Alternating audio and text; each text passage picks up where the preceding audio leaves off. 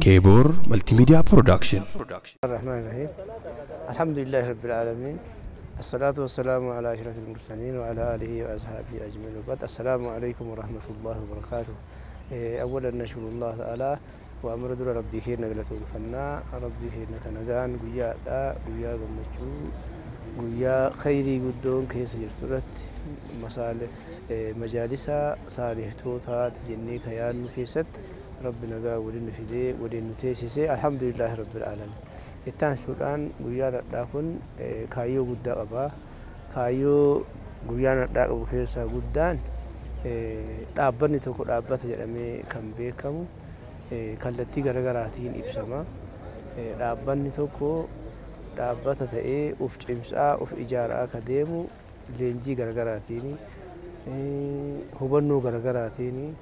Kanaaf haaluma saniin nullee akka dhaabbata islaamatti mana marii dhimmoota islaamummaa magaalaa Shaashamannee bakka buunee uummata keenyaa fi khidmaa diiniitiif socho'uu wajjin hooggantoota magaalaa sadarkaa kutaatti jiran sadarkaa aadaatii fi sadarkaa masjidatti jiran akkasuma immoo ulamaa'ota gurguddaa koree fatwaa sadarkaa garaagaraa keessa jiran leenjii hubannaa hooggansa irratti akka kennamu kallattii Oromiyaan nu kaa'ee kanaan dura Oromiyaan leenjisaa ture.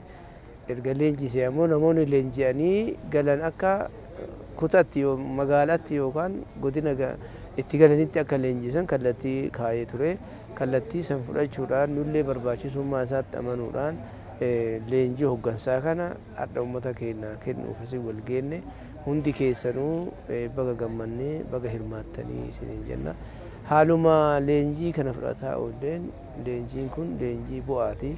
Wanni nu irra jirru khidmaa diiniiti. Akkuma akka addunyaa jirutti ta'ee dabalataan diinii islaamaa amaanaa rabbii harkaa qabna. Amaanaa uummataati. Amaanaa uummataa kana immoo karaa hubannoo qabnu karaa bilchaatiin karaa leenjii fudhataa adeemnu hawaasa keenya yoo leenjisaa adeemnu baay'ee barbaachisaadha. Kanaaf warri adhasin leenjinee asii baanus ta'ee warri hirmaannaan isin geettee carraa kanaan wal arginu hundi keenya bakka jirrutti uummata keenya hubannaa uumnee tokkummaa cimsinee masjidota keenyatti keessattuu masjiddan magaalaa keenya keessa jiran akka magaalaa Shaashamanneetti masjiddan Jum'aatiif ka jamaa waliigala masjida 258 qabna tola rabbii fi inni nu masjiddan barana hundeeffamaaran ka dhiyeenya kan hundeeffamaaranii ala daataa bara darbeetiin kan harkaa qabna. Masjiddan kun hundi hafuurri isaa tokko jatuu qaba. Hafuura tokkummaa keessaa dhawu qilleensa garaagaraa waan tokkummaa keenya diigu irraa eeggatuun naannummaa wal qooduu sabaan wal farrajuun akkan argamu naannoo jirrutti imaamman keenya amaanaan guddaan nurra jiru koreen keenya amaanaan guddaan nurra jiru ummata keenya tokkoomsinee diinii islaamaa kaddamuudha. Haga amaanaan tun nurra jirtu ummata islaamaa karaa shari'aa nurraa barbaadu akka rabbii fi rasuulli nu ajajetti ummata kana karaa tokko jedhu deebisuun barbaachisaa. Tokkummaa keenya haa jabeessinu. Inni biraa baatiin tun baatii ramadaana. Baatiin ramadaanaa baatii ulfaattuu islaamni qabu.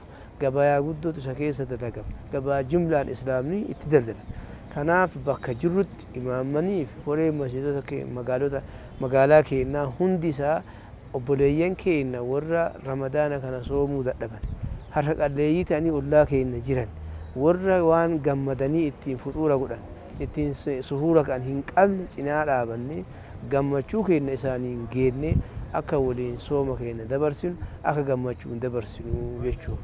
Walumaa galatti wanni guddaan amaanaa waliin dhaabnu guyyaan sooma halkan taraawii keenya irratti ammoo masjiddan hundi qindaa'ee tokkummaa ofii eeggatee nageenya keenya eeggannee akkuma ka nagayaaf deemu ka diinii barbaachaaf deemu jiru ka badii hujuuf deemu illee dhabamu tokkeen hin jirti jechuudha.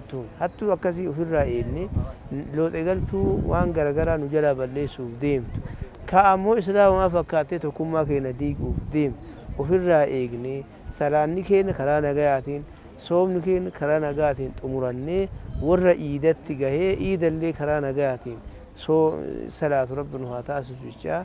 Yoo rabbi jedhamoo iidiin bara kanaa akkuma beekamu magaalaa keessatti bakkuma tokkoo fi lama naannawa magaalaatti ammoo warri aanaalee magaalaa kanaa keessa jiru iddoo giddugaleessa uummata bal'aaf ta'utti masjida bal'aa fi iddoo bal'aa iddoo nama maraafuu ta'utti goonee iidiin keenya aanaalee keessatti bakka tokko deebee shaayira diinii mul'isuuf tola waan ta'eef haa jabaannu. Walumaa galatti immoo wanni guddaan jiru tokkummaadhaan iida keenya jabeessinee hiyyeessa keenya cinaa dhaabannee obboleeyyan keenya warra hanqina qaban wal bira dhaabannee haa dabarsinu jecha. Akkasuma immoo misoomni akka magaalaa kanaatitti harkaa nu qabu misooma masjida Abboostoo ijaarsa isaallee harkaa qabna.